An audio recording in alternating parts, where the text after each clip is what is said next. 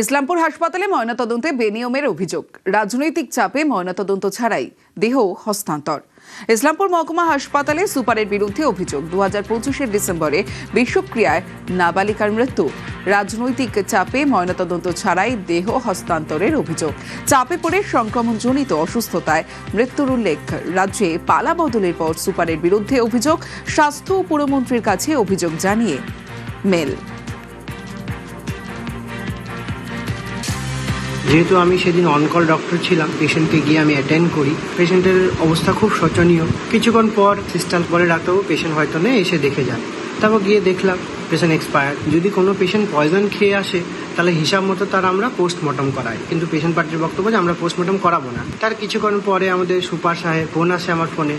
ওনার বক্তব্য যে পেশেন্টটাকে সেপসিস লিখে ছেড়ে দে। তো ওনার কথা শুনে আমি কজ অফ ডেথের জায়গায় সেপসিসই লিখতে বাধ্য হয়েছি।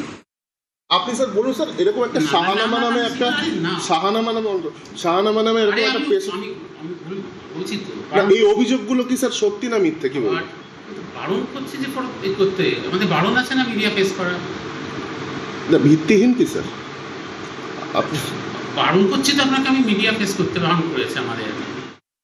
বিগত সরকারের আমলে হাসপাতালগুলো তো হাসপাতাল ছিল না, একটা জমালয় ছিল, এবং সেখানে চিকিৎসা কম, রাজনীতিটা বেশি হতো। আমার মনে হয় এটা একটা নিরপেক্ষ তদন্ত হওয়া উচিত, এবং শুধু এই ঘটনা নয়, এর সাথে আরও অনেক ঘটনা এগুলো ধামাচাপা দেওয়া হয়েছে বিভিন্ন কারণে, বিভিন্ন নেতার প্রভাবে। এই প্রভাবী নেতা কারা এবং তাদের প্রভাবে প্রভাবিত হয়ে কোন অফিসার এই ধরনের কাজ করেছে বা কোন ডক্টর এই ধরনের কাজ করেছে, আমার মনে হয় তাদেরকে তদন্তের আওতায় নিয়ে এসে তাদের দৃষ্টান্তমূলক শাস্তি হওয়া উচিত।